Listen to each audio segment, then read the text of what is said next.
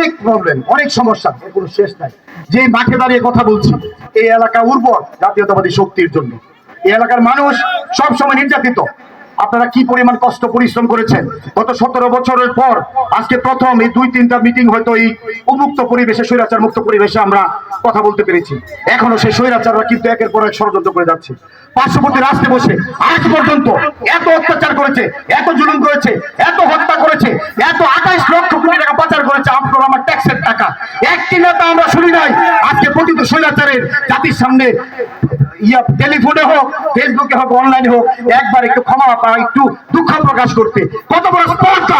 এদেশের টাকা পয়সা লুট করে নিয়ে বেগম করা বানিয়েছে, বিদেশে টাকার পাহাড় বানিয়েছে।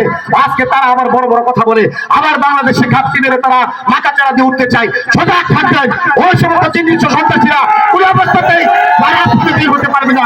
তাদের নামে কোনো ছাড় নাই। যারা অত্যাচার করেছে, যারা আমার মায়ের বুক খালি করেছে, যারা ছাত্রদের বুকে গুলি চালিয়েছে, যারা রাজনৈতিক নেতা কর্মীদেরকে অত্যাচার করেছে, জুলুম করেছে, নির্যাতন করেছে। তাই আজকে আমি আর কথা দীর্ঘায়িত করবো না। আপনারা বিভিন্ন এলাকা থেকে কষ্ট করে মিছিল সহকারে এসেছেন আমাদের এই যে আজকের এই কর্মসূচি যেমনি আপনারা সফল করেছেন। এখন থেকে প্রতি সপ্তাহে আমি যদিও ব্যাপকভাবে সময় দিতে পারি না, কোনো না কোনো ইউনিয়নে আপনাদের সাথে আমার দেখা হবে, কোনো না কোনো প্রোগ্রামের মাধ্যমে। আপনারা মনে করবেন আপনাদের ভাই শরীফুল আলম আপনাদের হৃদয়ে আছে, আপনাদের অন্তরে আছে। আমি যেখানেই থাকি, আমি থাকি আর না থাকি, যেখানেই থাকি একমতের কথা বলা যায় না। যে পরিস্থিতি থাকি না কেন সব সময় মনে রাখবেন উপরে আল্লাহ আছে।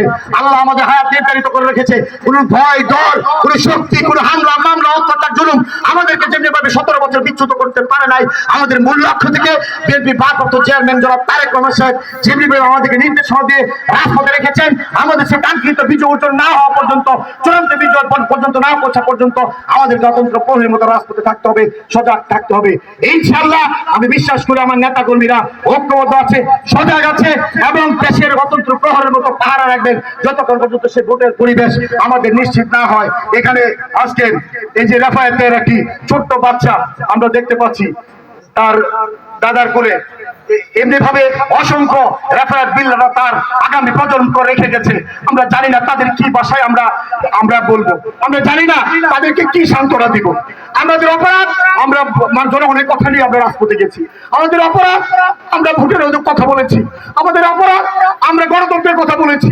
আমরা বলেছি আমার অধিকারটুকু ফিরিয়ে দেন। আমরা বলেছি আমার 5 বছরের যে আমার মৌলিক অধিকার সেটা আমরা ফেরত পেতে চাই। রাজপথে নামলে গুলি, রাজপথে নামলে হামলা, পা ভেঙে দিয়েছে, মাথা ভেঙেছে, কত অত্যাচার জুলুম করেছে। আমি এই বিচার জনগণের কাছে দিতে চাই।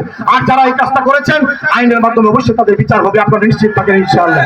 আর আমি জনগণের কাছে বিচার দিতে চাই। আমরা এই কুলিয়ারচরের মানুষ, নিরীহ মানুষ, আমাদের উপর কেন 17 বছর এত মামলা, কেন অত্যাচার, কেন আমার সহকর্মী সহযোগিতারা বাড়িতে ঘুমাতে পারে নাই, কেন রাতের পর রাত দিনের পর দিন আইন রেলে খেতে আমার ঘুমাতে হয়েছে, কেন আলেম ওলামারা ঘর ছাড়া হয়েছে, কেন তার প্রতিষ্ঠানে যেতে পারে নাই।